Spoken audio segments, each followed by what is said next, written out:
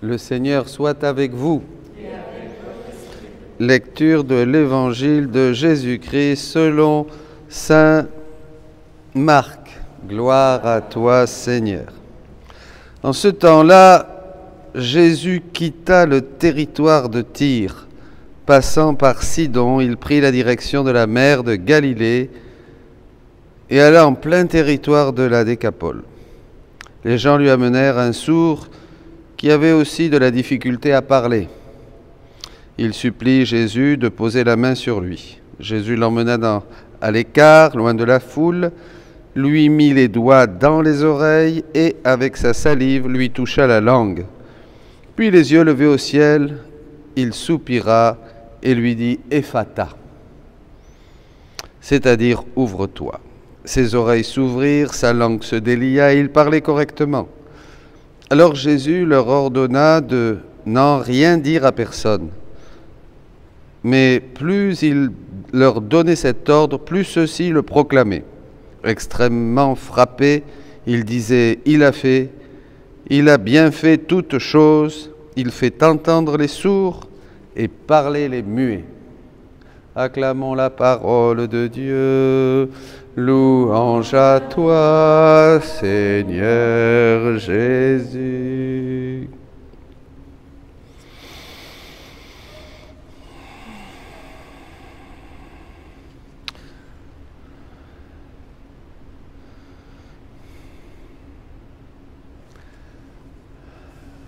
Dans ces catéchèses de tous les jours, nous voyons comment le royaume de la rédemption s'accomplit parfaitement dans le royaume de la divine volonté, que ça a été une préparation. On pourrait aussi prendre la première lecture et parler de ce récit, montrer comme ce récit de la chute de l'homme, de la tentation dans le jardin au paradis est tellement important pour comprendre, bien sûr, le livre du ciel et tous les enseignements de Jésus. Mais on va prendre l'Évangile parce que tout est semé dans l'Évangile. Dans l'Évangile, Jésus, vrai Dieu, vrai homme, vient œuvrer et il fait des choses. Il fait de grands miracles au milieu de son peuple.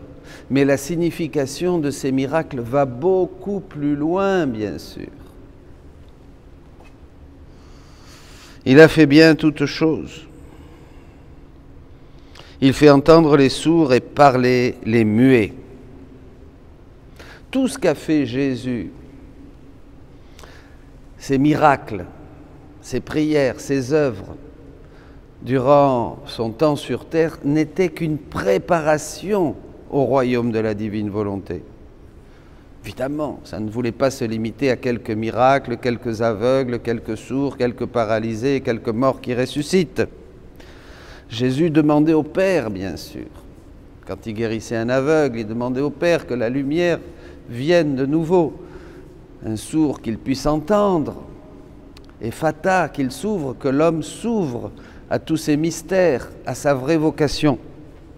Alors, on va voir un petit peu ça ensemble parce que je crois que c'est fondamental pour vous tous, pour nous, pour l'Église, de découvrir ces prodiges, ces merveilles, ces trésors qui sont contenus dans l'Évangile et qui prennent aujourd'hui toute leur signification dans ce que Jésus nous enseigne sur le royaume de sa divine volonté.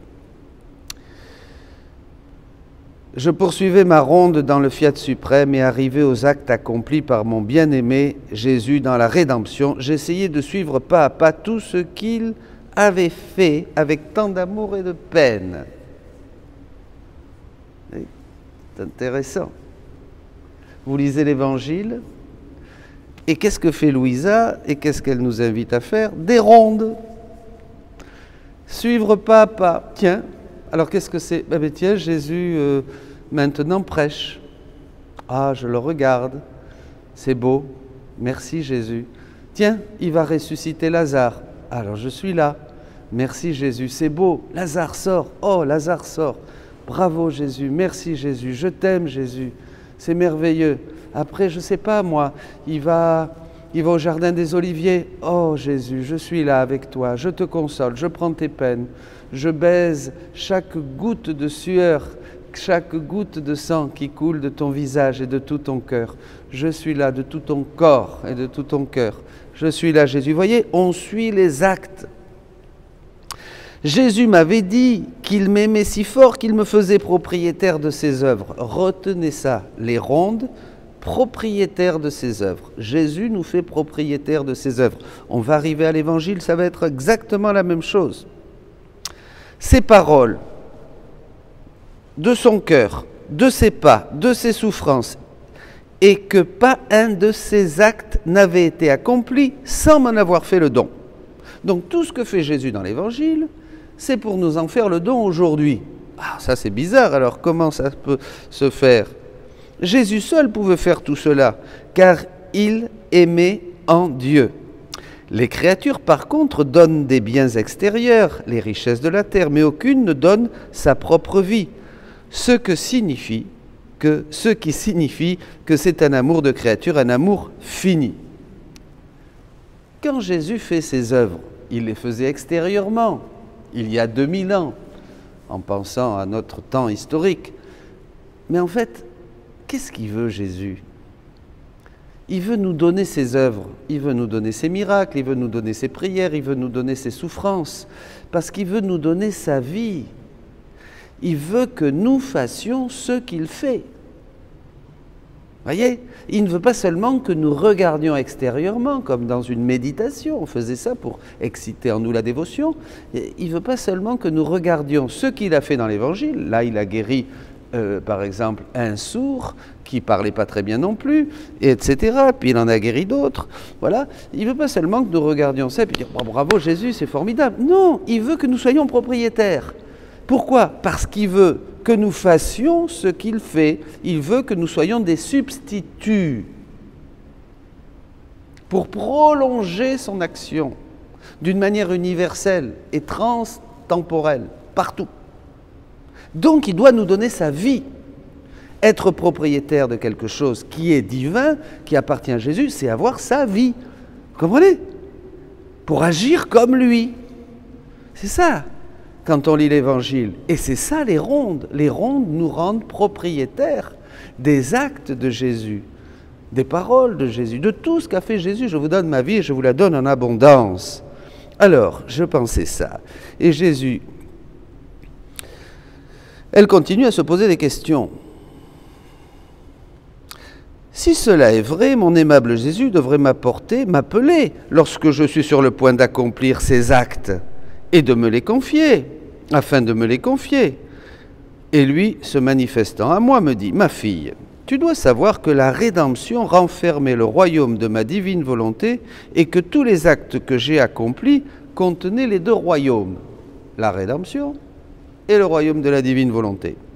Avec cette différence que j'ai fait don des actes qui concernaient ma rédemption en les manifestant ouvertement. » Voilà. C'est l'Évangile, tout l'Évangile. Car il devait servir de préparation au royaume de ma divine volonté. L'Évangile commence quelque chose, c'est une semence, mais tout n'est pas dit.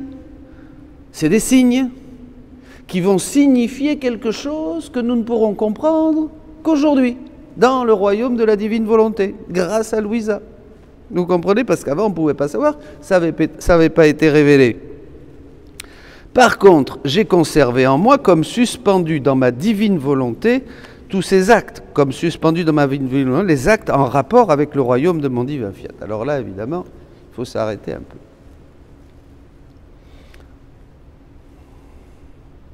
Des actes suspendus. C'est-à-dire que Jésus a fait des choses que nous n'avons pas encore prises. Il a fait des choses pour que nous les prenions. Ce sont des actes, dit Jésus, qu'il a fait dans la création, dans la rédemption, et qui pendent au-dessus de nos têtes, dit Jésus dans un volume. Et ils sont là. Ils sont suspendus. Ils attendent qu'on les connaisse, ben, qu'ils existent, qu'on les appelle, viens, viens, les douleurs de Jésus, viens, les prières de Jésus, venez, les miracles de Jésus, venez en moi.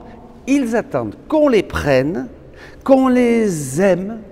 Oh, merci Jésus, c'est tellement beau, c'est tellement merveilleux, ta sueur de sang, ton côté ouvert sur la croix, la résurrection de Lazare, les noces de Cana, c'est tellement beau Jésus, Marie est là. Qu'on les aime, qu'on les appelle, qu'on les connaisse, qu'on les aime, qu'on les appelle et qu'on les fasse vie en nous, qu'on en devienne propriétaire. Pourquoi? Pour continuer. Pour continuer la vie de Jésus. Toute la vie de Jésus passe alors dans nos âmes, l'âme qui prend ses actes suspendus. Ça passe en nous et ça devient vie. Ça devient vie, vous comprenez? C'est extraordinaire. Ça devient vie, ça devient vie pratiquante, dit Jésus. Ça devient une deuxième nature. Ça devient notre nature même. Nous devenons des substituts, dit-il. Hein, il y a les actes suspendus qui ne sont pas substitués. Nous devenons des substituts de Jésus et nous faisons ses œuvres. La même chose. Vous vous rappelez? Vous ferez les œuvres que je fais. Vous en ferez de plus grandes encore. Rappelez? Extraordinaire. Donc, voilà, dans ces âmes, toute la vie de Jésus, tout ce qu'il a fait sur terre, passe en elles. Et ces actes suspendus, enfin, trouvent refuge. Parce que c'est une très grande douleur pour le Seigneur d'avoir fait des choses, et les créatures ne les veulent pas. C'est rejeté, ça ne m'intéresse pas. Ça ne m'intéresse pas, tes miracles, ça ne m'intéresse pas, tes paroles, ça ne m'intéresse pas, tes souffrances, ça ne m'intéresse pas. Vous voyez, les actes suspendus, ce sont toutes les actions qu'a fait la divinité, Jésus, vous voyez, et qui sont là en attente de se donner aux créatures. Vous comprenez? Ils attendent, et voilà, une Clarisse, une Corinne, un Fabrice, ils attendent qui c'est qui va prendre. Alors Marie a tout pris dans les actes de la rédemption, qui contenaient les actes de la divine volonté, bien sûr, aussi du royaume de la divine volonté. Mais là, maintenant que nous sommes dans ce temps, ils attendent. Alors avec nos rondes, vous voyez, nous connaissons, nous appelons, nous aimons, nous vivons, et après, bien sûr, nous donnons à tous nos frères. C'est bien fait. Ah ben oui. Mais si vous voulez évangéliser, voilà. Pas besoin d'aller bien loin. Hein? Donc l'âme reçoit cet acte de pratiquer la vie et les œuvres de Jésus. Ça devient sa nature. Jésus explique ça au volume 34.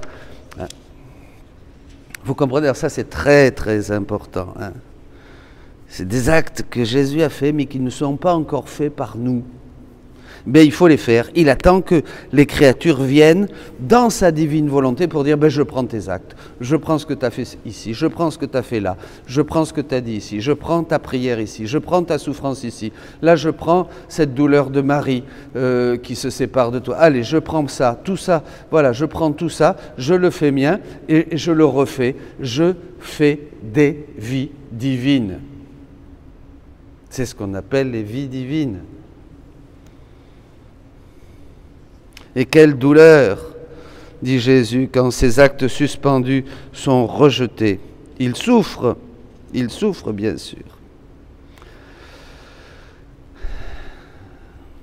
Alors Jésus dit, tu dois savoir, voilà la petite parenthèse quand même très importante, hein. Tu dois savoir que lorsque notre divinité décide de manifester extérieurement une œuvre ou un bien, l'évangile, tout ce qui s'est passé, toute la vie de Jésus, par exemple, depuis sa naissance à Bethléem, nous choisissons d'abord une créature où déposer nos œuvres. Ben oui, car nous ne voulons pas que ce que nous faisons reste dans le vide, sans effet. Donc il faut choisir quelqu'un, ni qu'aucune créature ne soit dépositaire de nos bienfaits. Ça ne sert à rien. Dieu ne va pas faire des choses pour que ça reste au ciel. Ça ne l'intéresse pas, vous comprenez? Ben oui. Ça n'intéresse pas Jésus. Ça n'intéresse pas Dieu de faire des choses qui restent au ciel. La création, il veut que ça sorte pour qu'on en profite. Le salut, la rédemption, il veut faire des choses aussi pour nous les donner. Sinon, ça nous fait une belle jambe. Vous comprenez? Bon.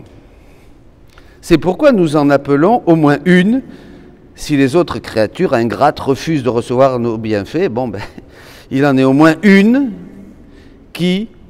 en qui nos œuvres peuvent être déposées. Et lorsque nous sommes sûrs d'elle, nous nous mettons à l'œuvre. Bon, dans la rédemption, la dépositaire de tous mes actes était mon inséparable maman.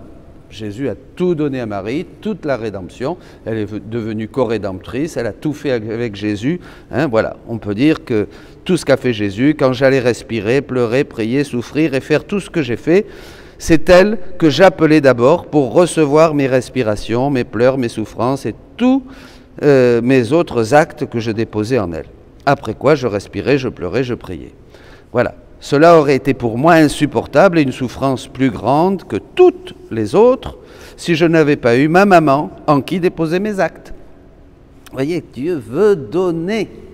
Dieu veut donner. Et bénissons le Seigneur qui a tout donné à Maman Marie pour que, en Maman Marie, nous recevions tout Jésus, toutes ses œuvres, tous ses actes.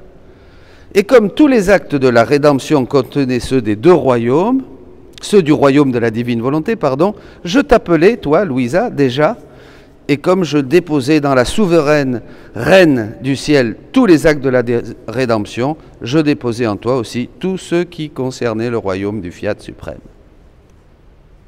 Et je veux que tu suives mes actes pas à pas, dit Jésus à Louisa.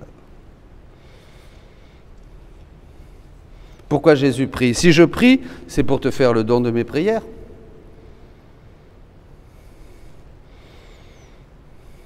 Et que tu demandes le royaume de la divine volonté pour la famille humaine. Que tu fasses la même chose que moi.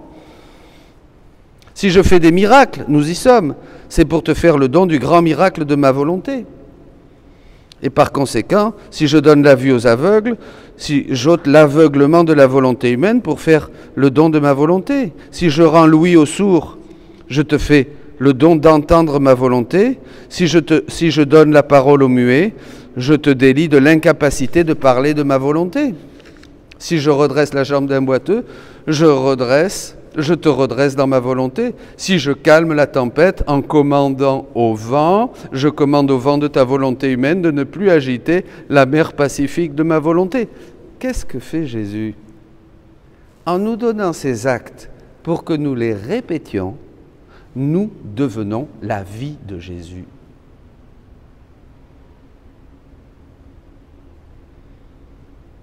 Nous devenons la vie même de Jésus.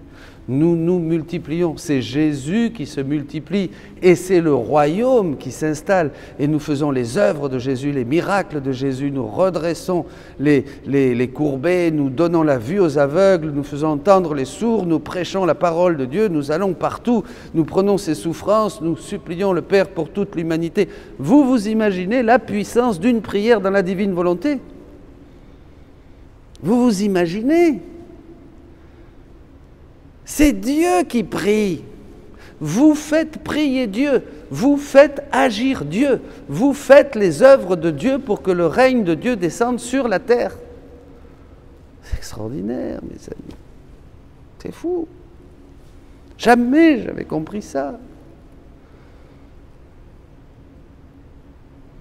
Si tous les catholiques commençaient à faire ça, arrêtons de faire autre chose. Ça ne sert à rien en plus. Jésus l'a dit. Ça fait 2000 ans que vous méditez sur ma rédemption, ça suffit. Voilà, il nous a appris à regarder, il nous a donné la force, les sacrements, il nous a réconciliés avec le Père, il a fait tout ça, c'était la rédemption. Voilà, on en profite et on en profite comme vie maintenant. C'est pas dépassé. Et pour ceux qui vivent dans le royaume de la divine volonté, c'est la vie de Dieu même. En somme, il n'est rien que je fasse ou souffre sans t'en faire don et déposer en toi le royaume de ma divine volonté, tant aimé et formé en moi-même. Ça c'est pour chacun, hein. Tout ce qui est à Louisa, c'est pour nous. Voilà, tout ce qu'a formé Jésus en venant sur terre, en étant homme et Dieu, et ça y est, il le dépose en chacun. Cela aurait été pour moi une plus grande souffrance, la plus grande des souffrances, si formant en moi, dans mon humanité, et avec tant d'amour le royaume de ma divine volonté, raison première de ma venue sur la terre, je répète, raison première de ma venue sur la terre, et ce pourquoi je formais ce royaume, afin de le restaurer dans les créatures. Restaurer dans les créatures. Jésus veut restaurer en nous ce royaume perdu par nos premiers parents, à cause du péché dont nous avons fait la lecture dans le livre de la Genèse. Il veut restaurer ce royaume en nous. Donc on veut restaurer, c'est-à-dire que nous soyons comme nous étions, des petits dieux.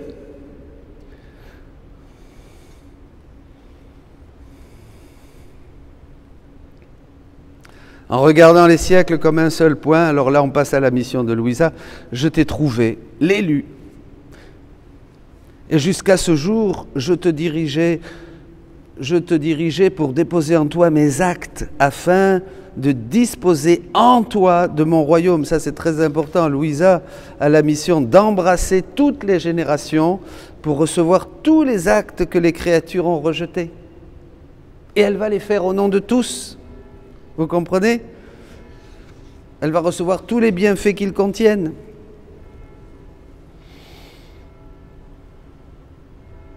Afin de pouvoir donner à tous, à travers elle. Voyez, il va tout comme Jésus a tout mis en sécurité, la rédemption, dans Maman Marie.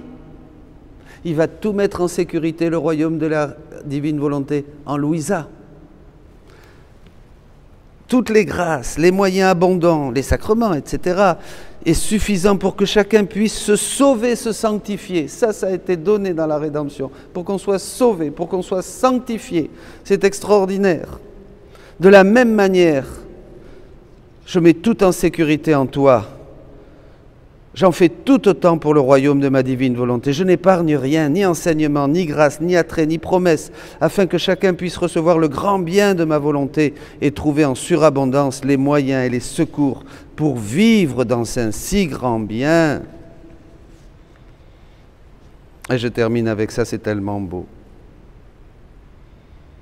Si tu savais ce que signifie un acte suspendu, un acte en suspens accompli par ton Jésus.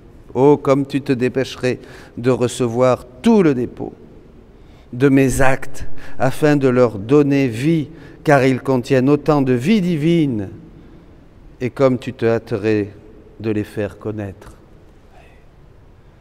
Ces actes sont là. Où c'est qu'ils vont trouver vie? Dans mon cœur, dans ton cœur. Ils n'ont pas de vie. Ils veulent des corps. Ils veulent des corps et des cœurs.